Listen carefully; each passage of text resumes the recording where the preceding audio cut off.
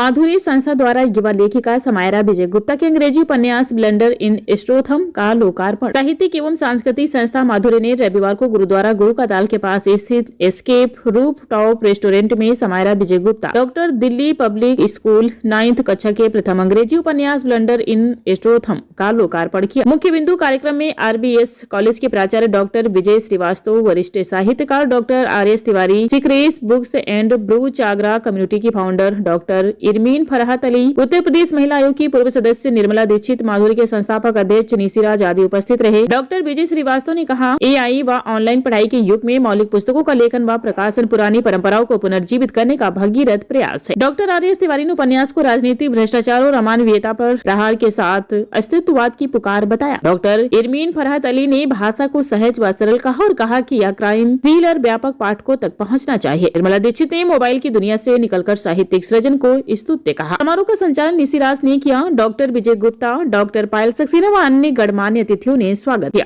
आज का कार्यक्रम माधुरी सांस्कृतिक एवं साहित्यिक संस्था की ओर से एक पुस्तक का विमोचन है जो मेरी स्टूडेंट भी है समायरा विजय गुप्ता। इसकी पूर्व में भी इसकी एक पोइट्री बुक का विमोचन हमारी संस्था के द्वारा किया गया।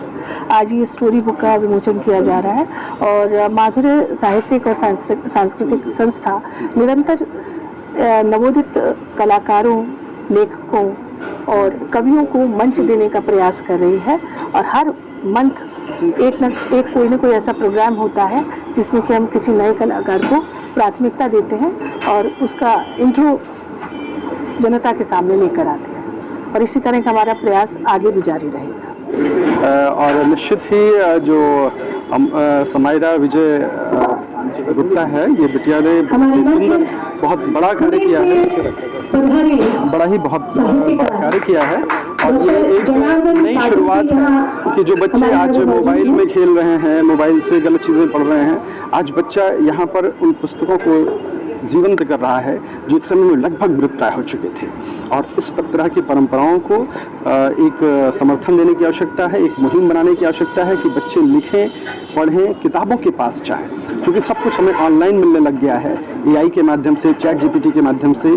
तो हम उसका विरोध नहीं करते हैं, लेकिन इन चीज़ों की जो आवश्यकता है, जो महत्ता है, उसको समाप्त नहीं किया जा सकता है। और उस महत्ता को यहाँ पर इनके परिवार वालों ने, इनके मदर फादर ने, इनके टीचर्स ने इन चीज़ों को समझा। इसके लिए निश्चित ही वो साधुवाद के पात्र हैं और एक युवा क्रांति के रूप में इसको देखा जाना चाहिए। सोर्सेज ऑफ लिटरेचर हैं, लाइब्रेरीज बन रही हैं, जी, निश्चित रूप से यही तो कह रहा हूँ कि ये एक गलत हो रहा है। एक जो परंपराएं थी हमारे यहाँ, वेदों पुराणों की परंपराएं रही हैं, उन परंपराओं को पुस्तकों के माध्यम से ही संरक्षित रखा गया, वो सारी चीज़ें विलुप्त हो जाएंगी, है ना। तो ऐसी सीन में इसके लिए हमें प्रयास करना पड़ेगा, एफर्ट डालने पड़ेंगे हम सभी को। न्यूज़पेपर्स उस जमाने में हुआ करते थे, बिना अखबार पढ़े तो जीवन नहीं चलता था, दिन की शुरुआत नहीं हुआ करती थी। लेकिन आज आप भी समझ रहे हैं, मीडिया के लोग भी समझ रहे हैं कि क्या कंडीशन हो गई है।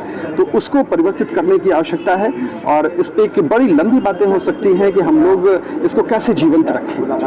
तो ये चीज़ें एक अच्छी परंपरा है। ब्लंडर इन स्ट्रोथम, क्योंकि मुझे रीडिंग का बहुत शौक है, तो वहीं से राइटिंग का भी मेरे को शौक आया और प्लस बहुत सारी बुक्स पढ़ने के बाद, JM हॉल की बुक्स, जॉर्ज ऑरवेल की बुक्स, मिस्ट्री बुक्स पढ़ने के बाद मैंने डिसाइड किया कि मुझे भी ट्राई करना चाहिए एक थ्रिलर मिस्ट्री नॉवल लिखने का और उसी का ये रिजल्ट। ठीक है, आगे का क्या है, किस लेखन क्षेत्र में आगे आना है, क्या है आगे क्या? मुझे एक्सप्लोरेशन बहुत पसंद है, तो मैं अलग अलग जॉनर्स पे लिखना चाहूँगी और मैं फिक्शन से ज़्यादा फिक्शन में भी बहुत लिखना चाहूँगी। इकोनॉमिक्स मेरा एरिया ऑफ इंटरेस्ट है, तो उसमें भी। फैमिली अप्रोच कैसे इंस्पिरेशन मिलती है, क्या परिवार की तरफ से कितना प्रोत्साहन मिलता है? मेरे मम्मी पापा तो डॉक्टर हैं, वो तो नहीं लिखते, लेकिन वो कभी भी मेरे को प्रेशराइज नहीं करते, तो इसलिए मेरे पास स्पेस है और वो कहते हैं कि जो भी पैशन है वो कर।